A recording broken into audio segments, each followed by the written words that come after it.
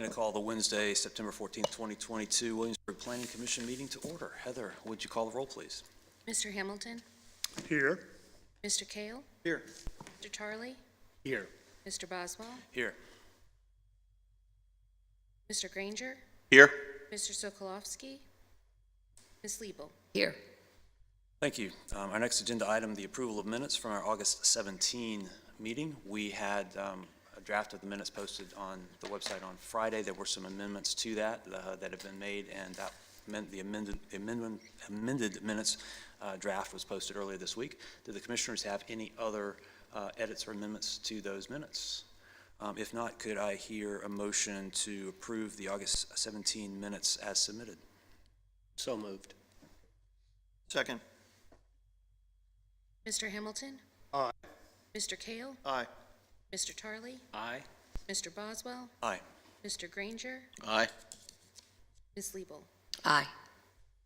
Thank you. Our next agenda item is an open forum. This is an opportunity for anyone to address the commission on matters that are not going to be heard on today's agenda.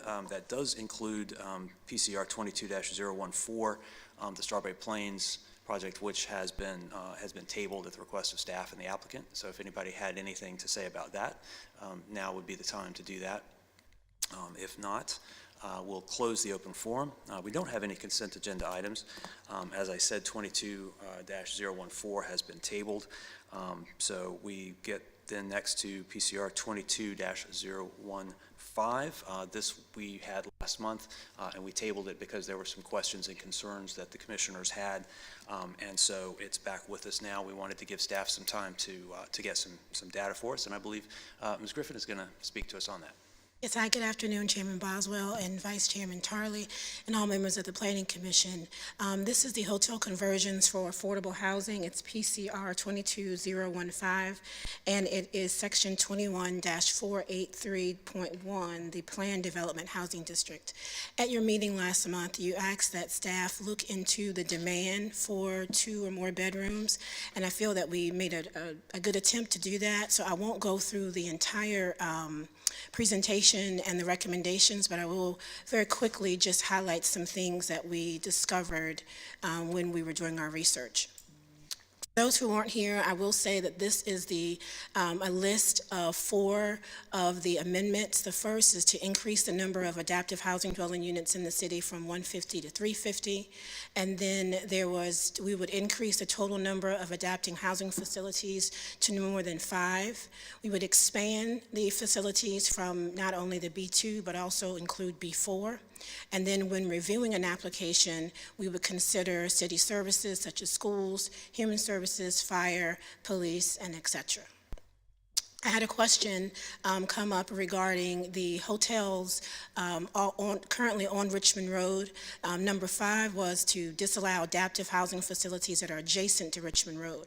And you requested some clarity with that, so this slide attempts to do that. Currently, there are 8 hotel properties with Richmond Road addresses, Zone B2. 7 of those properties have been removed because of either 3 of these issues. They're adjacent to Richmond Road, meaning they have visible frontage on Richmond Road. They're redevelopment potential, and then they're fairly new products. This is a listing. You see here Holiday Inn Express, Hampton Inn, Marriott Residence Inn, Hilton Garden Inn, the Marriott Spring Hill Inn, the Marriott Fairfield Inn, and Clarion. And this was presented before, but I'll show you this again. These are the 32 motel properties in the city. Here you have the hotel, the address, the number of rooms, the year in which the hotel was built, the lot size, and the zoning. Again, these are 32 properties in total, and we've narrowed that down to 13 properties. And how we came up with that was by removing the CW properties, removing properties that are in downtown, removing properties with visible frontage on Richmond Road. We removed off of Capitol Landing Road, the 911 Capitol Landing Road, that's the Hampton Inn, and that leaves you with 13 properties. And hopefully that answered the Commission's questions about the Richmond Road. Next, and this was probably the most conversation we had at the last meeting, number 6, 20% of housing units in each adaptive housing facility must be 2 bedrooms. We then had to require adaptive housing facilities to address housing affordability by renting with incomes at or less than 80%. And another major change that we propose is that these be only allowed by special use permit with approval from City Council. And then lastly, it would be to require property owners, and I'm going to change that, instead of, we will take out management firms, because I believe property owners is suffice. They will provide for us an annual affordability report to the city to verify if affordability requirements have been met. This is information that we provided before, that we wanted you to see how the current adaptive housing facilities were doing. This is the Flats at Williamsburg and Willow Creek.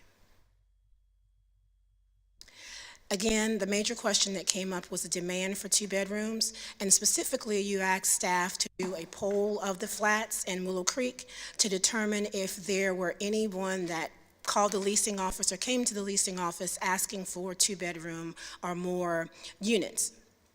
We did that, and the Flats currently rent 2-bedroom apartments. The leasing office, however, does not track inquiries from families in need of these bedrooms, but personnel there did confirm that they had many inquiries from families that desired to lease these units. However, since these units are now occupied and have little turnover, these families have been turned away. At Willow Creek, there currently are no 2-bedroom apartments, and so the leasing office did not recall any inquiries for 2 bedrooms from families. They did add that they felt like they didn't get that because they didn't have a 2-bedroom product. I tried to go further to explain what I believe is a demand for 2 bedrooms, and this is just 2 bedrooms in general, 2 bedrooms or more. We know from the Housing Affordability Study and from U.S. Census and other data points, 15% of the city's population lives in poverty, 20% of children that reside in the city live in poverty, and that's through the 2022 County Health Ranking. And then according to our comp plan, people living in rental units within the city tend to have larger households, which would then warrant them needing larger units. Also, the affordability study pointed out these several different, the top 4 here. I won't go through those, but I think most important to point out is that as of July 2020, there are 40 school-aged children that are now living in hotels within the city and providing affordable apartments and facilities that are rehabilitated. Utilizing current building code standards would improve their safety for these families and a better quality of life. If you have any questions, I'm happy to answer those. And staff does recommend approval of the section. There were some questions that Chairman Boswell brought to my attention within the actual ordinance, and we are making corrections to those. One was something that Ms. Liebel brought up at the last meeting. She asked about the non-permanent. And I think at the last meeting, the Planning Commission agreed to take out that non-permanent verbiage that was there. If you decide not to, that's fine, but I believe that was a request. And the other one were just small typographical errors. But this concludes this presentation. If you have any questions, I'm happy to answer for you. Okay, thank you, Ms. Griffin. I'm going to just point out before we jump in with questions that this one is a little bit in flux because there are a lot of sort of moving parts here, and you know, we're still sort of working on some of these details. So now is the time to continue asking the questions that we had last time, or to ask new questions. Yeah. The 2 existing conversions that Yes. we referenced, I know the Flats and Willow Creek, Yes, and the Flats does not have, or the Flats has 2 bedrooms. yes. Some of them, but they don't have income restrictions in place now. They don't have income restrictions in place now. What we did, and when you asked that question, the last time, we did do an inventory or research to determine who lived there. And so I think you can see it down here. But what we did is 98% of the flats were leased. They do have 11% voucher holders. So a voucher means that they are getting public assistance to be able to stay in those units. Willow Creek, there are 24% that are voucher holders. Again, that means that they are receiving a subsidy to be able to stay there. We did not delve into the actual income, but what we know that most those that work and live there are working in the hospitality field, in restaurants, grocery stores, big box retail, some at the college, and some military.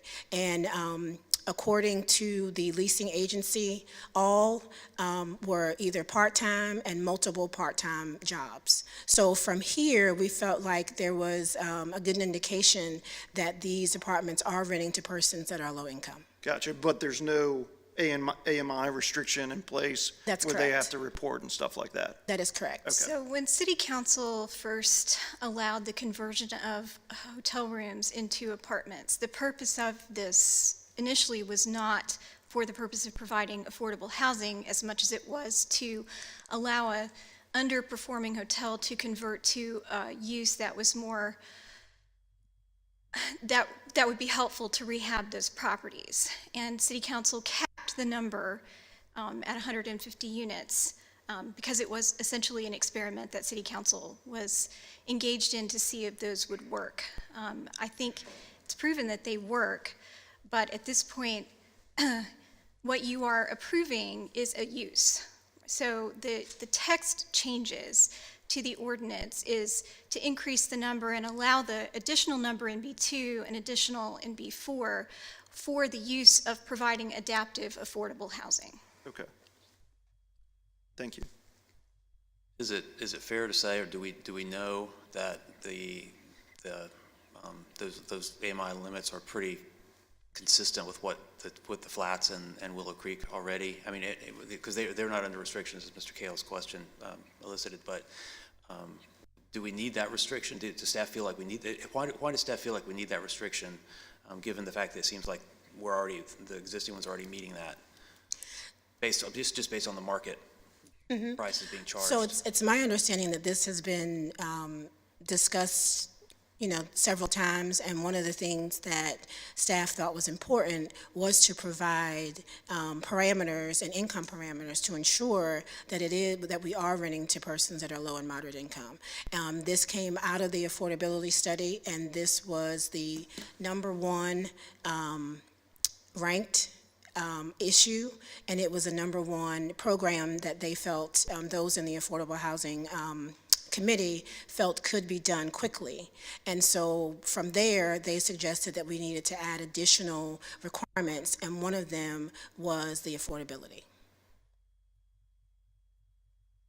So I'm going to jump in on this little conversation about the AMI because I don't know if it's practical or possible, but I'd like to make sure that our entry-level teachers and firefighters and police, that they can all qualify, that they can all afford to live in at least this. And so I wonder if it's possible to tie it to the entry-level salary of a Williamsburg, James City County school teacher. Hopefully their income will be sufficient to live beyond this, but as the market changes and grows, I think it's important that we make sure our teachers can afford to live in our locality, as well as our people who work in our municipal building and entry-level people, and it's a serious concern I have. Thank you. I believe that it does. The area median income for the Williamsburg area is $85,000. So the 80% is 80% of the $85,000. And we have this we actually changed it. We had first between 20 and 80%. Now it's 80% or less of the area median income. So I feel that it would provide housing for that category, teachers, and I think you said firefighters. Okay. Does that answer your question? I think it answers it. I haven't run the numbers, but if you have, then I'll trust your math. Thank you. Just doing the math in my head, which is always very dangerous, that's what, 60 60,000? Is that 80% of 80? 60? Yeah, so the median, the starting salaries are below that, right? I think the starting salary for teachers in our area starts well below 60,000. Yeah, yeah, exactly. Firefighters are well below that. So I think that's reasonable to pay attention to, but it sounds like we're Okay. doing that. Other questions? Yes. Do you know what the criteria is to be eligible for a Section 8 voucher? Find out the income criteria? It is a HUD criteria based on the area median income for the Williamsburg area. I don't have that right now, but I do know that it's based on those same parameters provided by the U.S. Department of Housing and Community Development that's put out every March of every year. Okay, thank you. Carla, any questions? Not yet. Ms. Griffin, when we asked for research, I thank you for the research that you've done here on the 20% multi-bedroom. Is this 2 bedrooms, meaning three motel units converted into one rental apartment? When you say 2 bedrooms, is there a living room and then 2 bedrooms? Is that what we're talking about? Because there's been some confusion about rooms versus bedrooms. Living space This is versus. just considering bedrooms. If they decide to do more than that, these are just the bedrooms. So have we had conversations with anybody? I know we've been getting calls, and I think we went over this a little bit last time, but I know staff has been getting calls fairly regularly over the past several years from owners that are interested in this conversion.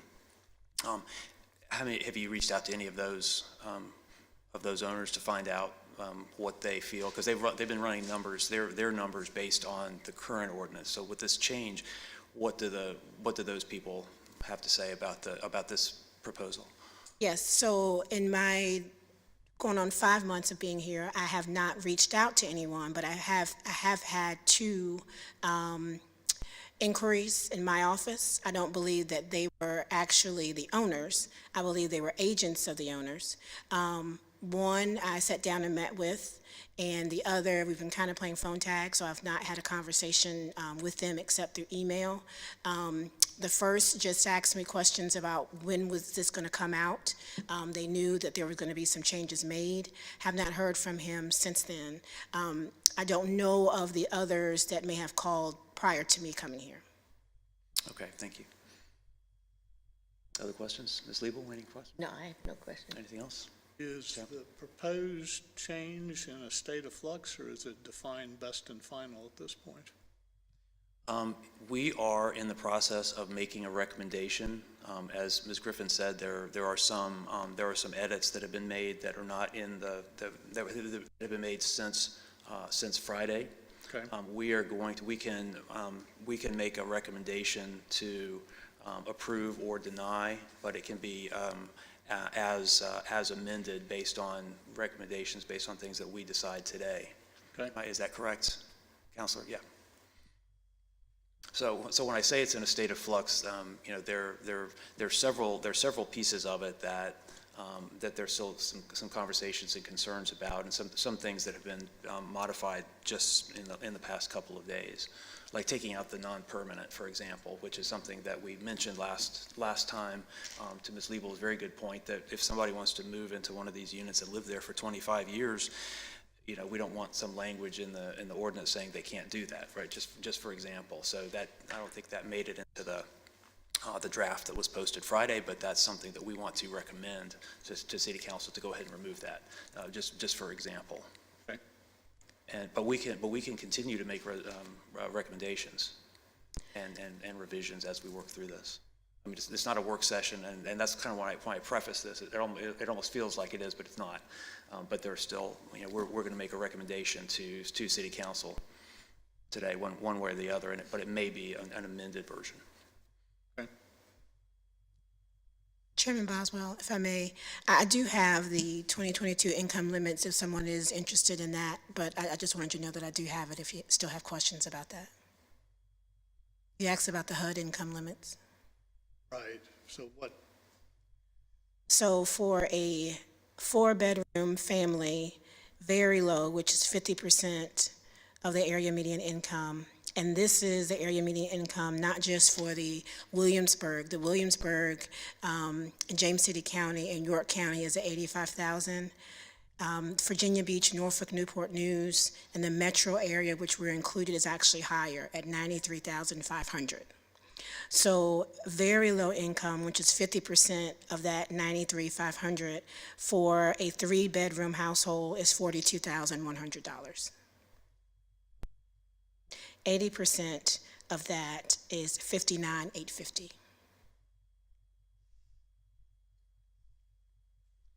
Thank you for pulling that up so quickly. Other questions for Ms. Griffin? Okay, we'll move to the open forum. This is an opportunity for anybody to come and speak to us about this proposal. I don't see a line, Mr. Foster, so if you'd come up and state your name and affiliation for the clerk. Sure thing. Scott Foster, 202 Tyler Brooks Drive, here on behalf of the owner of the Baymont on York Street. Two main points I'll reiterate that I brought up last month. I 100% agree with the spirit and intent of the city on these proposed modifications for both affordability and the diversity of unit types. I get the macro. Where I differ is how you actually implement those two broad goals. The 2-bedroom requirement, as I spoke about last month, significantly changes the financial incentive for a property owner to convert their property to this use. Drives down the total number of units. There's a high likelihood that 2-bedroom units are more expensive to maintain, and I've discussed that with some of you. When you drive down the financial viability of one of these projects, you actually reduce an applicant's ability to make great investments in things like reskinning the project, the community amenities, the quality of the build-out. I know the city is concerned with the long-term built environment and how well it survives and functions in the future. When you cook the financials on these projects, those are the corners that can get cut. I don't think that's in anyone's interest. The other thing about the 2 bedrooms is as was discussed regarding the flats. They are leasing 2 bedrooms. It seems like they're popular. There is a demand for them, but you'll note there are no school children living there. So my question is, we may require there be 2 bedrooms to be built, but I don't know that we can actually custom tailor this ordinance in a way that ensures that the people who we're intending to help are actually housed in those units. It could just as easily be 2 roommates that occupy those space, and we miss the mark of the intention of this section. I think a better solution here, rather than having the 20% requirement for the 2-bedroom units, is to pull the spirit of that up and put it under review standards, allowing an applicant to come to you and say, hey, this is our unit mix. Does this seem right for this property, for what we think the demand may be, et cetera? And because I think each of these projects can carry a number of 2-bedroom units, but I guarantee you they cannot carry 20%. So if you could pull the spirit of that up into the review standards, I think you would have another standard by which to evaluate projects, make a good judgment call on a case-by-case basis. Second, this affordability provision on 80% of AMI. Again, I totally get it. You look at the Willow Creek and Flats rents, they are right within that band, which to me means the intent of this ordinance as it was really originally adopted is being effectuated absent this restriction. So Willow Creek's rents, and this is per their website, run from $850 to $1,080 a month. The Flats, $764 to $1,300. $1,300 being for the 2-bedroom, 2-bath apartments they have there.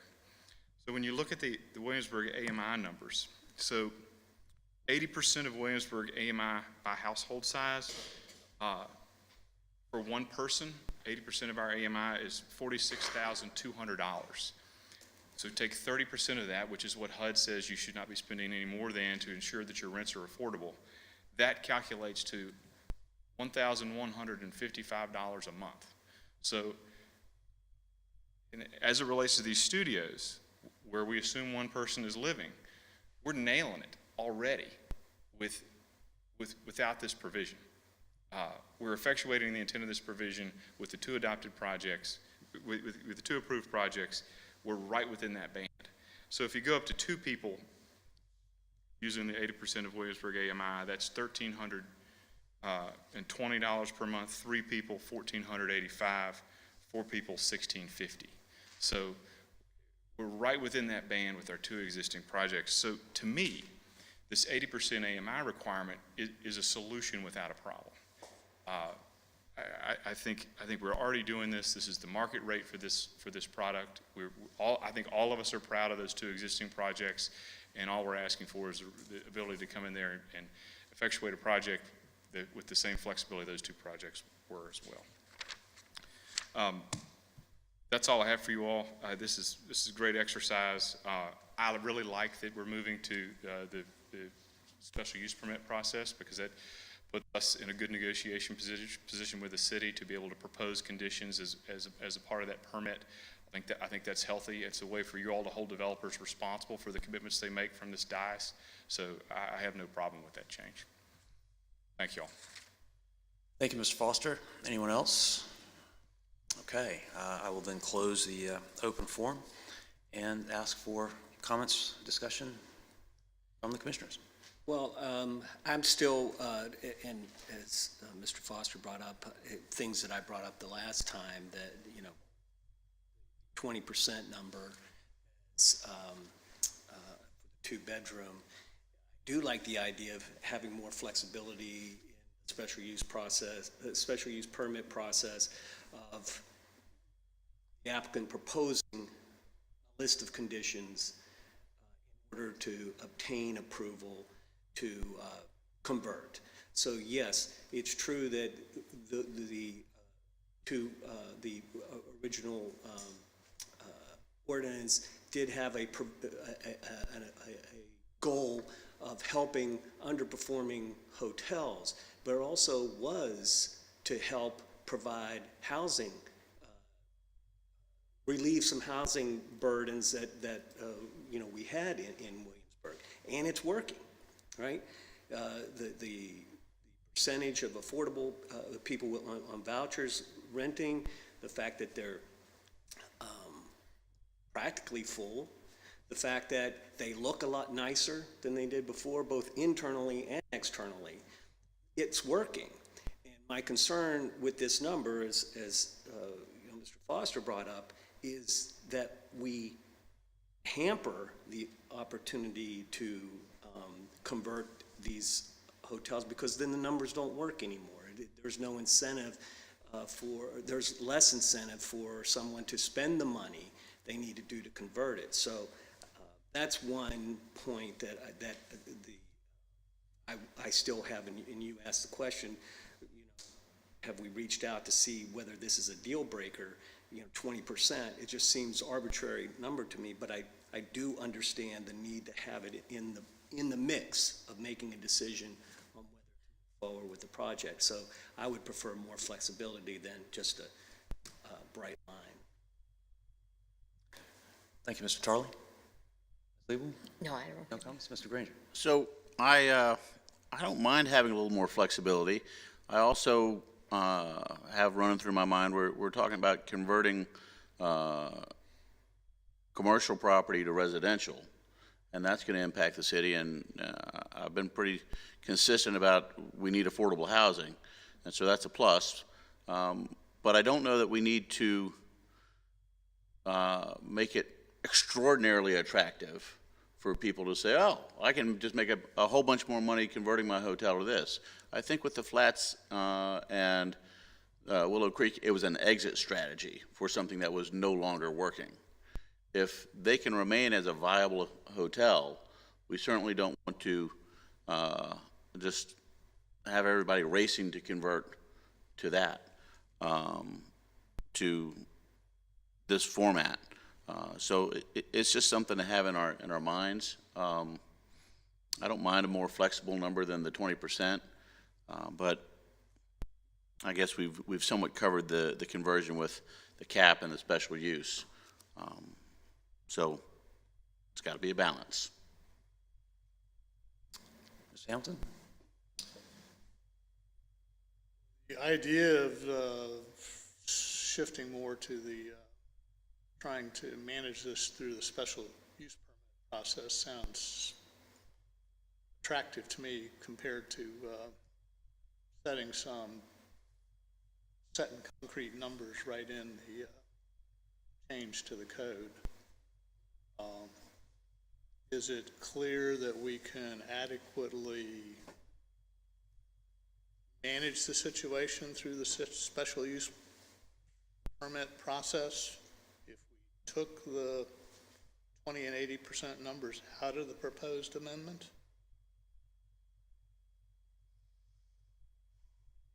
Well, I mean, you're going to have to put something in there that requires the developer to both tell you how they're going to provide affordable housing as part of the special use permit, and that they have to provide a mix of rooms, bedroom numbers, not just efficiency apartments or one-bedroom apartments. And then that would be a determination that Planning Commission and eventually City Council would make in approving the special use permit and the rezoning. Can't be completely wide open, but you got to have some sort of criteria. Okay. I tend to kind of lean to where a few points Mr. Tarley was making. I see the intent of families, and obviously that's a need, but I think we have two good case studies that the market's speaking and it's working. So I don't like to put restrictions on individual developers when it could prevent a good conversion from happening. And I think Mr. Foster said briefly last time that his project might not go forward if that was the case. So there's one that we could lose immediately, which is an old hotel that is not generating much tax revenue now, I assume. So, but the conundrum is it's certainly a need for these families, and they're turning away families. So how do we regulate that and encourage it, but still not, I guess, we'll dictate a set number so we could potentially lose development opportunities down the road? Yep, two points come to mind for me. I mean, obviously, I really commend staff for proposing the 20% because that is a need, and the families, and that needs to be in the conversation, most definitely. This motel conversion is just one of 13 solutions that the Affordable Housing Task Force proposed, and it may well be that some of the others are more conducive to providing strategies for families or folks with children than this is. And the other thing that Ms. Shelton mentioned last time, the other point which I appreciate you mentioning, was that the EDA can become involved in the process and perhaps hold out a carrot, maybe hold out an incentive to a developer and say, we might help you with this if you will agree to include certain number of multi-bedroom units. You know, that becomes an option separate and apart from zoning. So rather than imposing a requirement like this that does not apply to the two existing ones, applying the 20% requirement mandate, giving an opportunity for some incentive might be a way to accomplish that without making it mandatory and sort of scaring off, as Mr. Kale said, and I think I used the word chilling effect last time. Because ultimately these folks have to make money, and if they can't make money, they're not going to do it. And it may be one more excuse. There are a couple of properties that sort of come up every time we talk about this that the city would like to encourage to do this, and the owners are not particularly interested in doing it, it seems like. So the more restrictions that we put, the more reasons that they have not to do it. That said, I really like the suggestion to move that 20% requirement, if we're comfortable with the 20, into the review standards. And if you look at the review standards, there are quite a few criteria that we Planning Commission, that City Council ultimately have to say, yay or nay.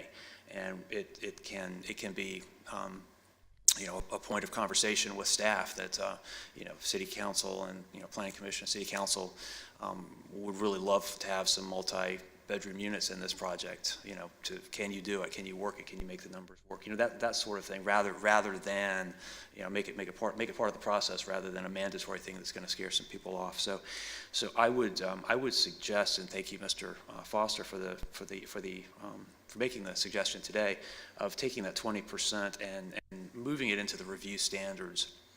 I believe we can do that. Is everybody on the commission?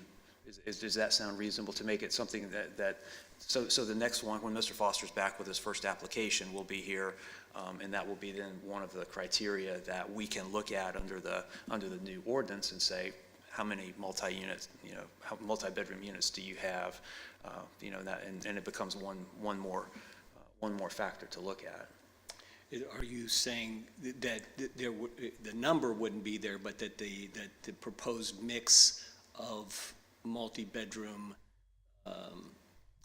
apartments will be considered as part of the application process? That's what I would think. I don't know. We've talked about, just in conversations, and we've talked about 20%, 10%. I don't know if I don't know if a specific number makes it easier, or if we say a target of 10%. Something like that, if we want something specific, or just to say in the review standards the number. I mean, what do y'all feel comfortable doing there? I think moving it to that. But do we stick with the 20? Do we go to 10? Do we just say the number? What do you all? I think staff's done good research on the 20%, so I'd just be comfortable with having that as on record as a target for each development. Yeah, my only question would be whether would be grounds to deny if someone doesn't get a 20%. And because, depends upon the size, depends upon the configuration. When we talked about this, because I don't want to lose sight of the fact you mentioned the 13 options. And we had those discussions. This was the most viable, the quickest way to put units on the market. And it has proven to be successful. So, and these structures are already limited, in their configurations on what they can do. And so each one is going to be different. There's a reason, probably, why Flats has some 2 bedrooms and Willow Creek does not. And so that's something. So, it's up to the commission's recommendation. I prefer a little bit more flexibility that a review standard is it is a goal for the city in these conversions, in these particular zoning designations, to provide affordable housing for individuals and families, and part of that review process is reviewing how that addresses that need, including the single bedroom efficiencies. What's the mix going to be? Because each one will be different. So that would be my only concern by having the number, because I don't think that the 20% has any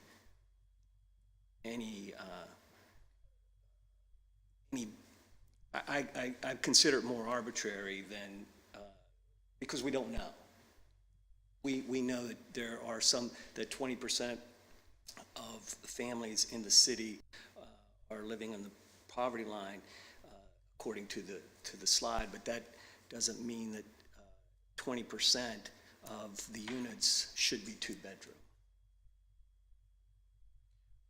Would you be comfortable with, you use the word goal, if we just said that's a goal, but certainly not, obviously it's not a mandatory thing.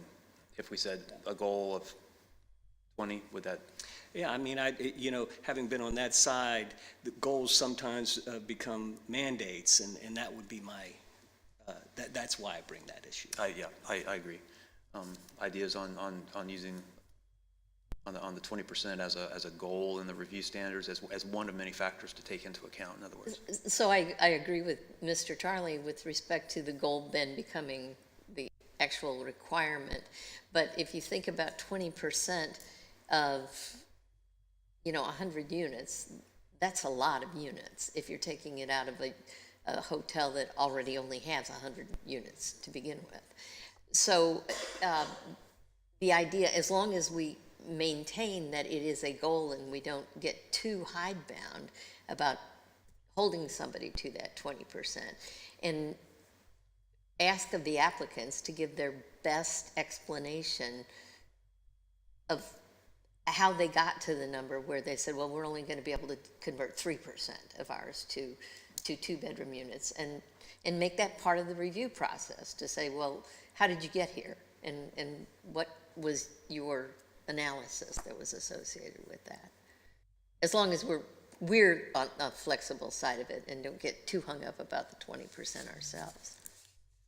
I think that requiring a mix of unit bedroom numbers, and that includes two-bedroom units in addition to one-bedroom units and efficiencies, probably gets you where you want to be.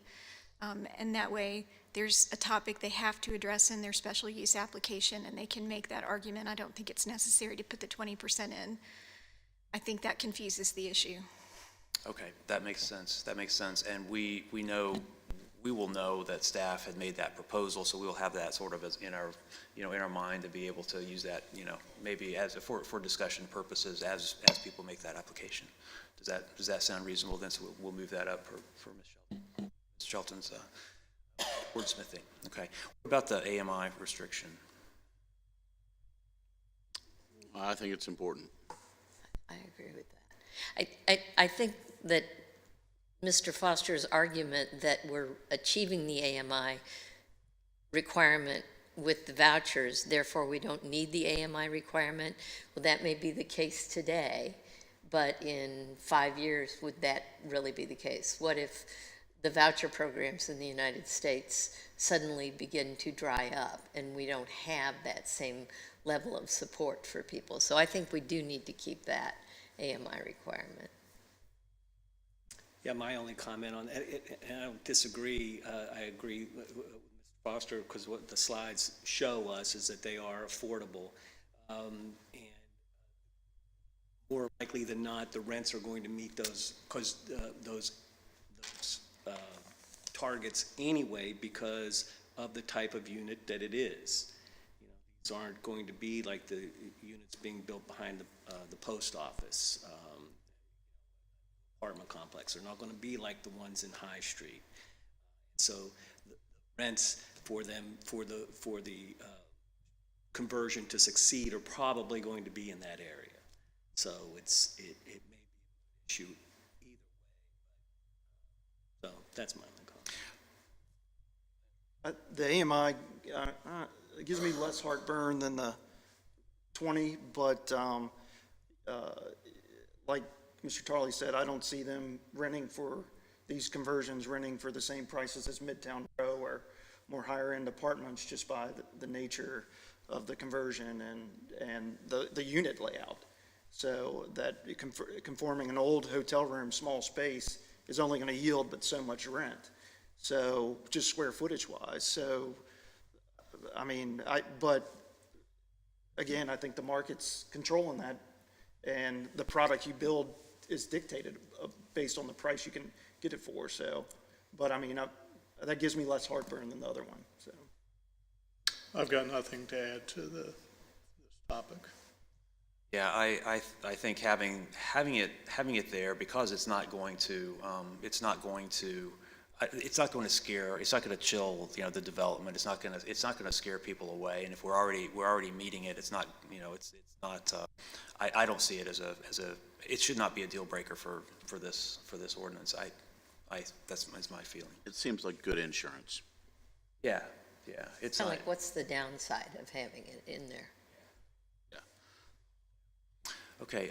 Ms. Griffin, were there those are the two main provisions that we needed to hash out. There were, like you said, there were several others that.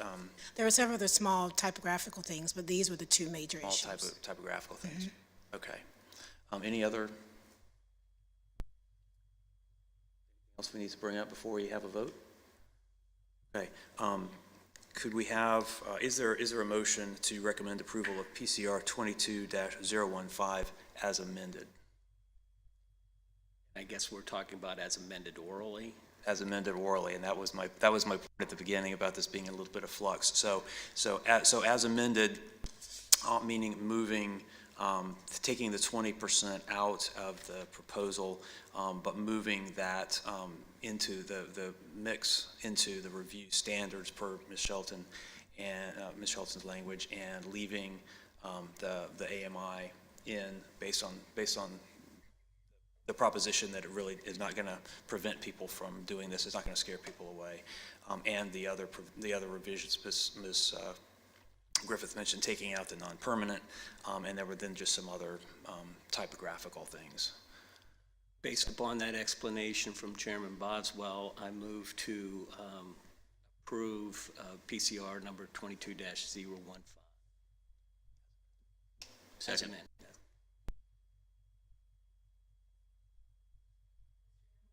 Aye.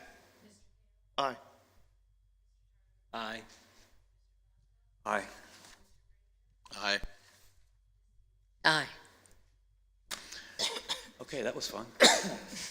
That moves us on to PCR 22-016. Ms. Griffin. Yes, the city has received a request from Islam Sabi, who is the owner of Alpha Smoke, to provide a text amendment to the city for Section 21-354, uses permitted with special use permit in the B2 district. He is requesting a hookah lounge be allowed with a special use permit, and this hookah lounge would not allow alcohol, food, or music. And here you have the B3 zoning district, and this is the red area here. It goes as far up as New Hope Road, and goes as far down as the Food Lion. While this amendment is for a particular business, it would affect all of the B3 zone areas in the city. And what is a hookah lounge? And I'm going to read this because I didn't know what a hookah lounge was before this came up. I've heard of it, but really wasn't familiar. So hookah lounge is defined as an area of a commercial establishment, whether enclosed, indoor, or outdoor, designated specifically for patrons to share flavored tobacco from a hookah. According to the American Center for Disease Control's website, hookahs are water pipes that are used to smoke specially made tobacco that comes in different flavors. And this third bullet here tells you the different names of hookah. Hookah can vary in size, shape, and style, and this is the actual size of the pipe. And then hookah smoking is typically done in groups with the same mouthpiece passed from person to person is usually how hookah is smoked. In the staff report, you'll see that I have given you some thoughts regarding the safety of hookah in regards to zoning. The sale of hookah and vapes and hookahs are allowed uses in the B3 district. And this is something that is allowed in other districts also, business districts. And based on staff analysis, because of the purpose of zoning is to promote the health, safety, and general welfare of the public, it is also to implement the adopted comprehensive plan, which supports the values and history and our visual quality, and to provide for the orderly and controlled development of the city, and to accomplish or applicable the purposes of the Code of Virginia. I've also talked to you about the intersection between public health and zoning. Place matters, and there are several studies that have been done that shows that persons who live next to parks, who have access to bicycle paths, who have various different amenities, have greater health outcomes than others that do not. There are other studies that have been done that also shows that persons who live in neighborhoods with high propensity of liquor stores and other addictive businesses types may have, or usually have been shown to have less favorable health results. So this is something that has been going on for some time in dealing with zoning and the built environment. And so based on that, staff is recommending denial of the hookah lounge to be allowed in the B3 district. And again, these are the reasons why, and this is I believe the applicant is here, and I'll just read this. And staff's recommending denial to protect the health, safety, and general welfare of the public, and specifically the young adults that, according to the American Heart Association, are more prone to experiment with hookah use. We therefore recommend denial. If you have any questions, I'm happy to answer them for you in regards to the staff report. Thank you. Thank you. Thank you, Ms. Griffin. Questions? Question. I thought I heard, but maybe I was wrong. Is hookah lounge permitted anywhere?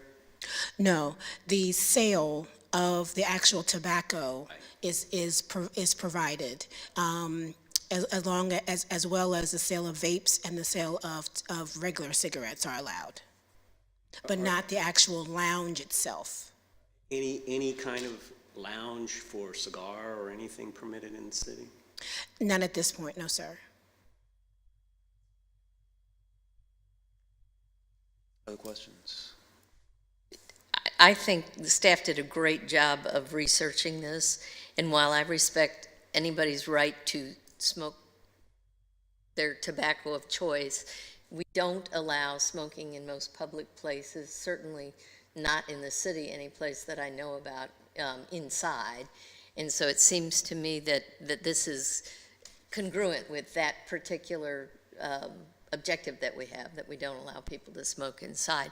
But if someone wants to smoke a hookah and have hookah parties in their own homes, there's nothing to prohibit that, as evidenced by the fact that these products can be sold. And so I think the staff did a good job of talking about the intersection of health and public planning, and I fully support the recommendation of the staff. Okay, thank you. If there are no other questions from Ms. Griffin, it's time for the open forum. Okay, we will open the forum, and anyone who would like to speak to the commission on this application. Is this the applicant, Ms. Griffin? My cousin. His cousin. Okay, you're his cousin. Okay, would you come forward, please, and state your name and address for the clerk so she can get it all right for the records. My name is Kahir Salahuddin, and I live on 114 Orange Drive in Williamsburg. And my cousin owns a couple of shops here in town. One is called Paradise Smoke Shop, and the other recently opened Alpha Smoke Shop. And the Alpha Smoke Shop, it's a big size building. It's like 3,000 square footage building. When we leased that location, because the city told us we can't open a smoke shop down in downtown, and we couldn't find other places to lease, so we leased that location. We split it in half, which we have Alpha Smoke Shop, and the other half we were planning on opening the hookah lounge. The location, it's not only inside, it have a backyard, so smoking hookah doesn't have to be inside. We have outside that could seat people, accommodate people. And for her concern, she said that hookah people sit around and smoke the same mouthpiece. With all due respect, that's incorrect. Nowadays, there is mouthpieces for each smoker if they want to smoke the same hookah, and even different hoses, disposable hoses that people use, one-time use. Once they use it, they throw it out. The hookah lounge, as a lounge, it's not primarily for smoking, as for social gathering, where people sit around the table, play board games, and sip a coffee or tea, and on the side they will have a hookah to smoke. Hookah been around for hundreds of years, and in U.S. for the past 30 years it gained a lot of popularity. Across all U.S. there is hookah lounges, and even here in Williamsburg, but in York County, they consider it York County, there is a hookah lounge, which is about half a mile away or a mile away from our location over there. I think it's a a great addition to the city as our customers, a lot of our customers, local customers, and tourist customers who looking for this type of lounge, just for relaxation, to sip coffee, maybe play board games and smoke hookah. And I would like if you guys consider and research it a little bit. See, it has a lot of benefits to the city, addition to the city. That's all I'm gonna say. All right, thank you, sir. Of course, thank you. Anyone else? Seeing nobody, I will close the open forum. Ms. Liebel has already, no, it's fine. Has already made some comments. Other discussion? Could I get a little clarification on the location of the shop? I think it's near the meadery, right? Where Silver Hand Meadery is? It's Earth Fair, Yes. 226 Monticello Avenue, across the street from the new building, the new apartment buildings, the current apartments. Used to be a cleaner's. It used to be a laundromat. Oh, okay, I'm with you now. Yep, Used to be a laundromat, yes. yep. And It used to that be a- building have a huge backyard and parking lot that we could Okay. set up in the backyard, tents or umbrellas for people to sit outside, you know. It's a good social lounge. That would be a reasonably private area in the back of the building, too. If I remember your location correctly, it would be a fairly private area in the back of the Yes. building. Yes. Okay. All right. Thank you. I didn't research this beforehand. It's permitted at all, cigar, anywhere in the city of Williamsburg, because, as he pointed out, off Palace Lane in York County is a hookah lounge. There's a cigar shop on, smoke in bypass. Cigar shop you can smoke in James City County in Newtown. I'm not sure how those are really different than in the city. I'm not a smoker, so, you know, it's not something that I'm dying to do, but with respect to public health and public safety, we buy it in that shop. Those are buying. I'm not sure I go along with that. Impact upon neighboring properties I would consider, but it's kind of interesting that we don't have those in the city when they're right next to us. I think it's interesting, and the applicant points out that there are lots of these shops all over the place, and it doesn't hurt my feelings that they're not in the city of Williamsburg.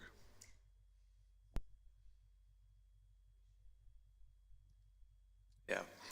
So I, reading staff's report, perhaps, Mr. Granger, you remember our lectures with Mike Chandler when we were getting our planning commissioner certifications, and Ms. Griffin studied with him at Virginia Tech.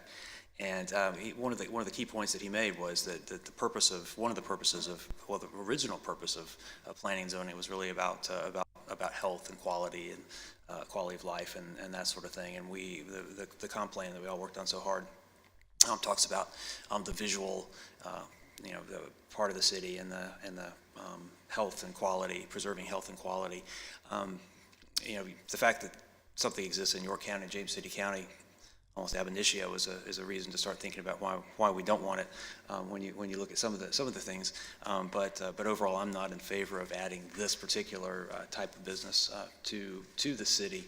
Thinking about the neighbors, the people just sort of negative connotations about it, whether rightly or wrongly. I'm not in favor of adding this particular type of business to the city. Any other? Okay, is there a motion, and it would be a motion either to recommend to approve or deny 22-016?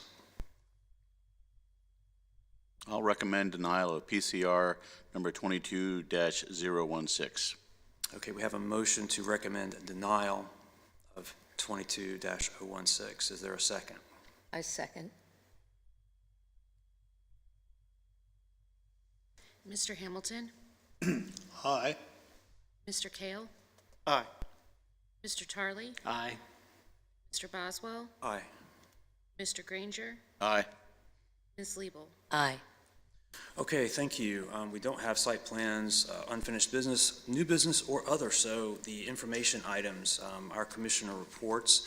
I'm going to, in the future, ask a member of the site plan committee to just give us a short update on sort of what's coming next. When I was on the site plan committee, we never heard about it in the main meeting, so I think there was no meeting today, but going forward, I think it's important for all of us to have an idea of what's going on that is going to affect us. Mr. Tarley, anything from EDA? Nothing from the EDA. Okay. Ms. Liebel, ARB. As always, Ms. Griffin covers everything in her monthly report from the planning department. Okay. Mr. Sokolovsky is at an interview for the Rhodes Scholarship, which I think is a pretty awesome thing, and good luck to him. Mr. Granger, you had, I think, a first meeting of the Tourism Development Fund Review Committee. You can remember that acronym. That's your first. Right. We had a good meeting yesterday. It was well attended. We're excited to be meeting again. I'm new to it, but we're going to continue with our chair and looking forward to get some good stuff done. Okay, good. Thank you very much. We have some public hearings coming up for next month that are listed on the agenda. I think it would be a good idea to just be familiar with the request of Uptown Alley. In particular, that's the old candle factory, Yankee Candle, yeah, and just to get prepared for that. Anything else that we need to discuss today? Okay, we're adjourned. Thank you. Thank you.